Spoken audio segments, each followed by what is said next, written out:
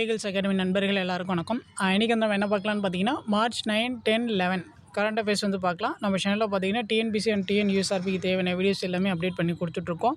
So நம்மளுடைய channel subscribe பண்ணாதுங்க, கொஞ்சம் subscribe பண்ணி ஃபாலோ பண்ணி வச்சுக்கோங்க. சரி வாங்க பார்க்கலாம்.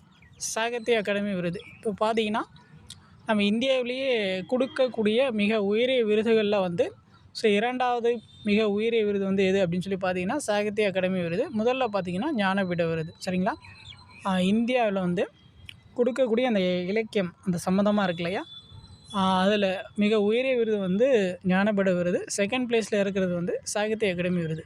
சரிங்களா, ஸோ இதில் பார்த்தீங்கன்னா தமிழகத்தில் இருந்த 2 பேருக்கு வந்து இப்போது சாகித்ய அகாடமி விருது வந்து வாங்கியிருப்பாங்க. தமிழில் பார்த்தீங்கன்னா சாகித்ய அகாடமி விருதினை வந்து ஏஆர் வெங்கடாச்சலபதி வந்து வென்றுள்ளார்.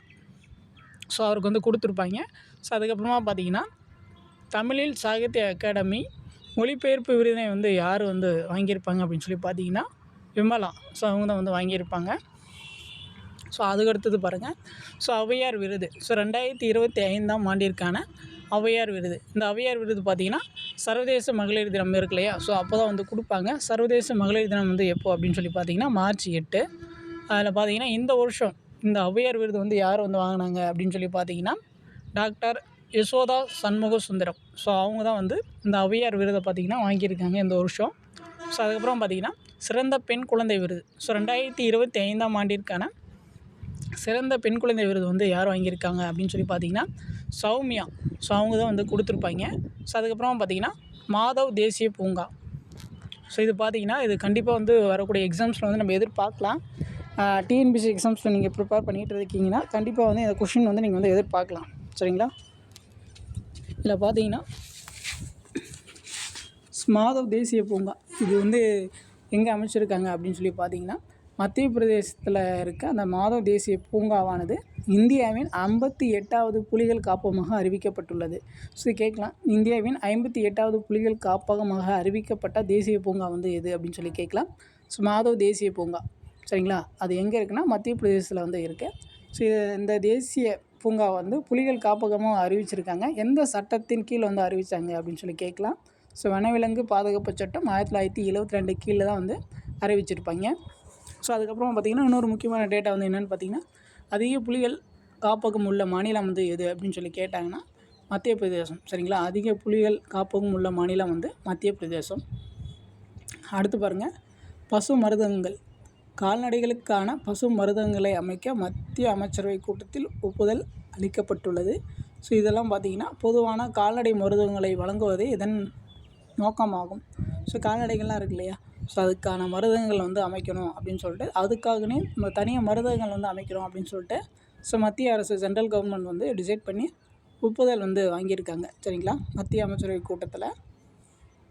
அடுத்து பாருங்கள், கிக் தொழிலாளர்கள். ஸோ இப்போ கிக் தொழிலாளர்கள் இருக்காங்களே, ஸோ அவங்களுக்கு சுகாதார சலுகைகள்லாம் வந்து வாங்குறதுக்கு ஒரு இணையதளம் வந்து சொல்லியிருக்காங்க. அந்த இணையதளத்தில் வந்து நம்ம கிக் தொழிலாளர்கள்லாம் வந்து பதிவு செய்து அவங்களுக்கு தேவையான சலுகைகள் வந்து நம்ம வாங்கிக்கலாம். சரிங்களா, சுகாதார சலுகைகள் நம்ம மெடிசினலில் இருக்கு இல்லையா, ஸோ அது ரிலேட்டடாக நமக்கு என்னென்னலாம் வேணுமோ அது எல்லாமே வந்து வாங்கிக்கலாம். அந்த போர்ட்டலில் அப்ளை பண்ணி இ-ஸ்ராம் போர்ட்டல் அந்த பார்த்துக்கோங்க. இ-ஸ்ராம் போர்ட்டலில் வந்து இந்த சலுகைகளை வந்து இந்த கிக் தொழிலாளர்கள் வந்து அப்ளை பண்ணி வாங்கிக்கலாம். ஸோ அடுத்து பார்த்திங்கன்னா இந்த சலுகைகள்லாம் பார்த்திங்கன்னா ஆயுஷ்மான் பாரத் திட்டம் அந்த திட்டத்தின் கீழே வந்து கொடுக்க போகிறோம் அப்படின்னு சொல்லியிருக்காங்க. ஸோ அடுத்து பாருங்கள், வணிக விண்வெளி கண்காணிப்பு செயற்கைக்கோள். ஸோ உலகின் முதல் வணிக விண்வெளி கண்காணிப்பு செயற்கைக்கோள் SCOT-1 தன்னுடைய செயல்பாட்டினை தொடங்கியுள்ளது. கேட்கலாம், ஸோ உலகின் முதல் வணிக விண்வெளி கண்காணிப்பு செயற்கைக்கோள் வந்து எது அப்படின்னு சொல்லி கேட்கலாம். SCOT-1. சரிங்களா, இந்த செயற்கைக்கோள் வந்து யார் வந்து உருவாக்குனது அப்படின்னு சொல்லி கேட்கலாம். ஸோ அது பார்த்திங்கன்னா ஸோ இந்தியா ஸ்டார்ட் அப் நிறுவனம் இருக்கு இல்லையா, ஸோ அவங்க தான் வந்து இந்த செயற்கைக்கோளை வந்து நிறுவியிருப்பாங்க. ஸோ கண்டிப்பாக வந்து இதையும் வந்து நம்ம எதிர்பார்க்கலாம். கண்டிப்பாக விண்வெளி தொழில்நுட்பம் சம்மந்தமாக வந்து கொஷின்ஸ் இல்லாமல் இருக்காது டிஎன்பிசி எக்ஸாம்ஸில். ஸோ அதனால் வந்து நீங்கள் நல்லா பார்த்து வச்சுக்கோங்க. ஸோ அடுத்து பாருங்கள், டூரிங் விருது. ஸோ 2024ஆம் ஆண்டிற்கான டூரிங் விருது வந்து இப்போ கொடுத்துருப்பாங்க. ஸோ அது வந்து யாருக்கெல்லாம் கொடுத்தாங்க அப்படின்னு சொல்லி பார்த்தீங்கன்னா ஆண்ட்ரூ ஜி பார்ட்டோ, ரிச்சர்ட் எஸ் சுட்டான், இவங்க 2 பேருக்கு வந்து இந்த டூரிங் விருது வந்து கொடுத்துருப்பாங்க. ஸோ அதுக்கடுத்தது பாருங்கள், சிஐஎஸ்எஃப் நிறுவன தினம் பார்த்திங்கன்னா மார்ச் 10. ஸோ அவ்வளோதான். ஸோ கரண்ட் அஃபேர்ஸ் எல்லாமே வந்து பார்த்தாச்சு. உங்களுக்கு வேறு ஏதாச்சும் டவுட் இருந்துச்சுன்னா நீங்கள் வந்து கமெண்ட் பண்ணுங்கள், நம்ம வந்து ரெஸ்பான்ஸ் பண்ணுவோம். ஸோ இப்போ தான் வந்து நம்ம சேனல் ஃபஸ்ட் டைம் பார்க்குறீங்கன்னா கொஞ்சம் சப்ஸ்கிரைப் பண்ணி சப்போர்ட் பண்ணுங்கள். தேங்க்யூ.